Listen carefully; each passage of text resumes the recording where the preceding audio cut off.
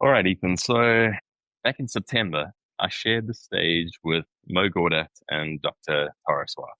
I didn't actually share the stage with Mo Gaudat and Dr. Tara Swart. I wish I had. Like that's where I want to get to. But I was involved with the same at a conference that they were the key speakers at. It was called the Mind Matter Summit here in Cape Town. And they were the two main draw card speakers on day one of this event. An amazing event sponsored by Cipla and sponsored by Multiply here in SA, organized by an absolute dynamo of a young lady named Kanchana Mudlia. And day one was all about these key speakers. Day one was in a big auditorium at the CTICC. And day two was about an immersive experience. It was really getting the attendees from the event to step into this world of wellness. It was called Mind Matters, and it was really about how do we improve mental wellness as a core foundation of that. And what it was, where there were four areas around Cape Town where attendees then went and immersed themselves fully into one of these different areas. My area was called the stretch area, and not to go and stretch your muscles, but to really go and push yourself. And what I got to do was I hosted a 20-minute talk on the topic of misogi, which you and I have spoken about before. Traditionally, misogi is the Japanese ritual of sitting under a cold waterfall, but more and more what it gets spoken at, how it's used today and what it's spoken about is to really push ourselves to do something physically challenging once a year. Two rules that go with it that should be 50% unachievable and just don't die. Welcome to King Moves. In chess, the king moves one step at a time, but that single move can change everything.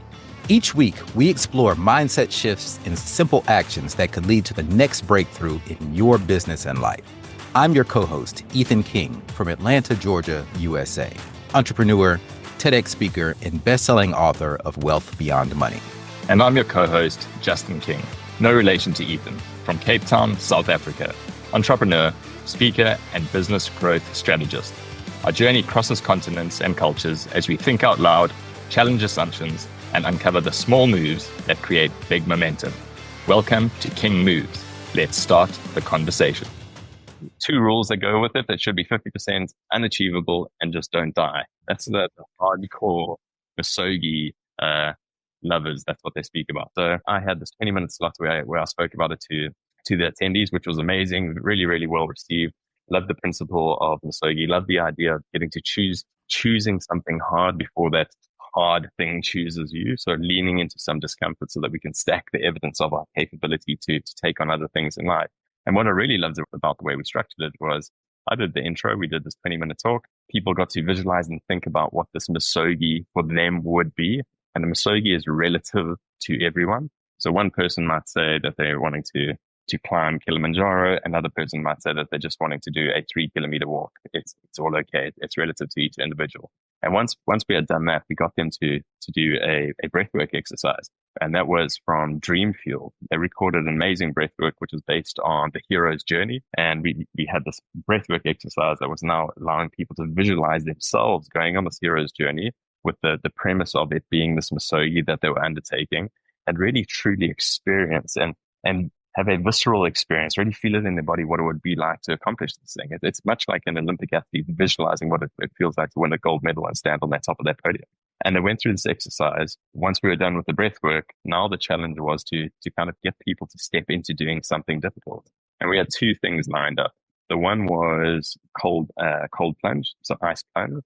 And the second was to slap on a VR headset and essentially walk across skyscraper buildings, walk across a little platform.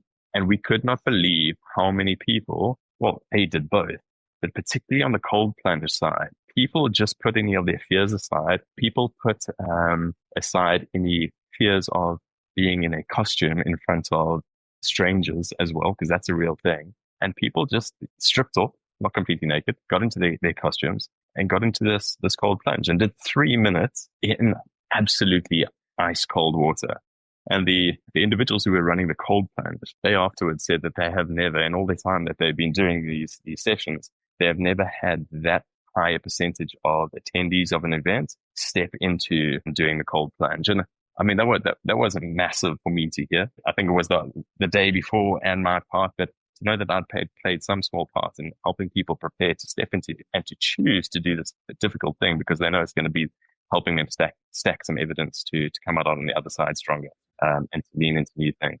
That was a couple months ago already, and I've been having incredible conversations since then with a few of the attendees and some of the core sponsors of the event as well. And I absolutely loved it. It was wonderful to be able to share and have people listen to a passion of mine, which is smart toughness and misogi, and be interested in it.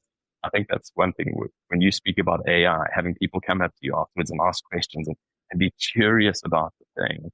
And that was really, really special for me. It's just to have genuine curiosity around this thing that you speak about, and how do I bring it into my own life? And for you, it's how do I bring it into my life and my business?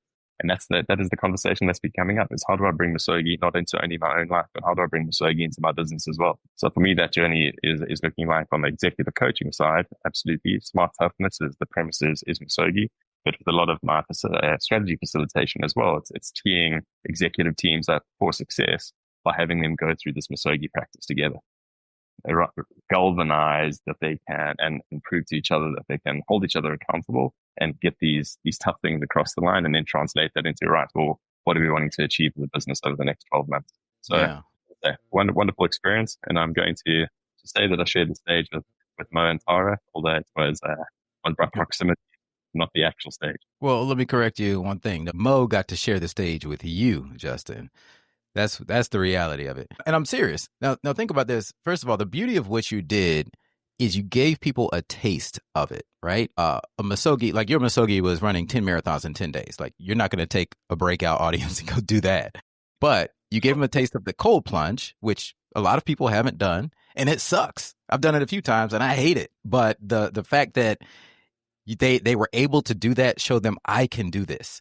The fact that they were able to strap on the VR headset and walk around the top of a skyscraper, that gives them a taste of, I can do this. So what will that grow into later in their lives? In your session, probably impacted them more than sitting in a keynote and listening to Mo Gadot predict the future, which he may be 50% wrong on. So it takes no effort to sit in a keynote. It takes effort to do what you did, and effort is what sticks with you. It's what you remember. And when somebody looks back on this event 3 years from now, they're probably going to remember your experience more than what they learned in the main session. So when I say he got to share the stage with you, I really mean that. Ethan, can I hire you as my hype coach? Because no, seriously, I appreciate that. You get my services for free every week. But no, someone told me that. Someone in the audience. So I spoke in Miami last week. I had 2 keynotes there, and one of the keynotes was the EO chapter of South Florida. And I mentioned Gary V in my talk because I had a chance to interview Gary a few years ago for GLC, and I'm a fan of Gary. And he and I talk about some of the same things, like publishing social media content at scale and not being scared to put yourself out there. I teach more tactical of how to actually do it, how to leverage AI and automation so you could do it at scale.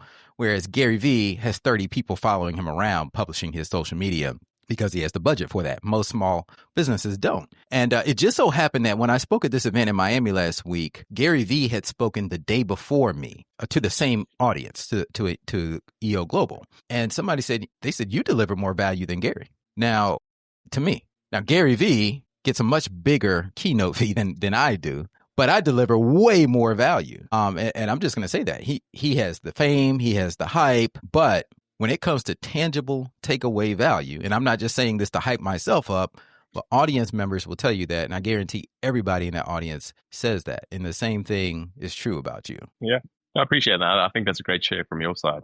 And part of that, what that comes down to is just how far removed you feel from somebody who has become this massive success in the media, right? Because that you feel 100 points removed from them, whereas it's not maybe relatable. They feel 30 exactly. They feel 30 points removed from you. And when I jumped onto the stage compared to Mo, probably 10 points removed from me compared to 1,000 points removed from as an example. It's so much more relatable. And if that person can do it, oh well, then I definitely can. But if this person that's a monster in the media can do it, well, that's because they've got this and they've already had the success and they've got money and this, and I'll never be able to. So it's a very valid point that you make, and something that I think imposter syndrome maybe makes you lose sight of at times. To be fair. Yeah, true. And another thing about what you're doing is it reminds me of Tony Robbins. Do you know when Tony Robbins first started speaking, what he did was he helped people get over their fear of snakes. If you look back at Tony Robbins stuff from like the 80s, like when he was just starting out, it was very, very specific. And he would be on talk shows and stuff, and somebody would have this phobia of snakes. And then by the time he got done with them, they'd have like the snake wrapped around them and petting the snake. And so he helped them get over that very specific fear. But if you look at Tony Robbins now, 40, 50 years later, he's still talking about getting over fear. It's the same thing, but he's applied it to every other area of life, business, relationships, everything. And I've been to some of his workshops. Everything boils down to fear. In fact, what he says is everything that holds us back in life boils down to two things. It's either fear of not being enough or fear of not being loved. Yeah. Fear of not loving ourselves. Yeah. Whether it's yourself, someone else, that is what holds us back. And that can mean a lot of different things, like fear of judgment, fear of embarrassment. That's fear of not being loved, and fear of not being enough. We talked about imposter syndrome. That's fear of not being enough, of not hitting the mark. And if we eliminate those fears and reframe them and then just go after it, then really it's all an illusion. Just like people can get over their fear of snakes, people can get over their fear of being in freezing water, people can get over their fear of heights. If you can master that, then you can master anything and achieve anything that you want in life. Absolutely. And it's also making the decision that you actually want to move past that fear. And that maybe sounds silly. And I'm sure anybody who is terrified of something would say, Justin, obviously I want to move past this, but what actions are you taking to do that? That's always going to be, what are you doing? And it doesn't have to be huge, but what small step are you taking to work yourself towards moving past it? Right. And naturally, people aren't going to want to move it. I mean, I think maybe there's a small subset, but most people are like, I'm fine being away from snakes. I'm fine without that thing in my life. But if you can push yourself to get over one phobia in your life, then you can apply that to other areas. I think that's the key unlock right there, right?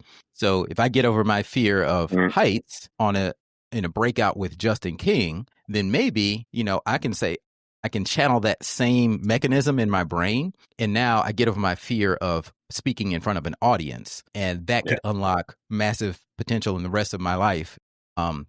And take me to the next level where maybe you're scared to give a presentation at the company you work at. And now you don't have that fear anymore because you're like, hey, I just walked on a skyscraper, so I can do this. Right. This is nothing. Yeah. I like it. And I think if we do take it down to fear, what I'm helping people do, or what I really hope that I do help people do, it's get over the fear that they are not capable of more than they currently believe they are. Because that can be a terrifying thought that what you are right now, that's it. Like that's enough to strike fear into my heart for sure. And I want people to realize and prove to themselves. And that's the important thing. It's not somebody else proving it to them, but prove to themselves that doesn't have to be a fear. You're absolutely capable of more than you feel you are right now. Yeah, 100%. I definitely think you're onto something with this fear unlock. There's so much reward on the other side of fear. So, keep doing what you're doing and giving people a taste of that. I think it's super important, and you're out here changing lives. Appreciate that. Thank you. Thanks, Ethan. That's a wrap for today's episode of King Moves. Remember, in chess, like in business, one right move can change everything. Take today's action step, make your move, and build momentum. If you found value in today's episode, share it with someone who's ready for their next breakthrough, and don't forget to subscribe so you never miss our weekly conversations. Until next time.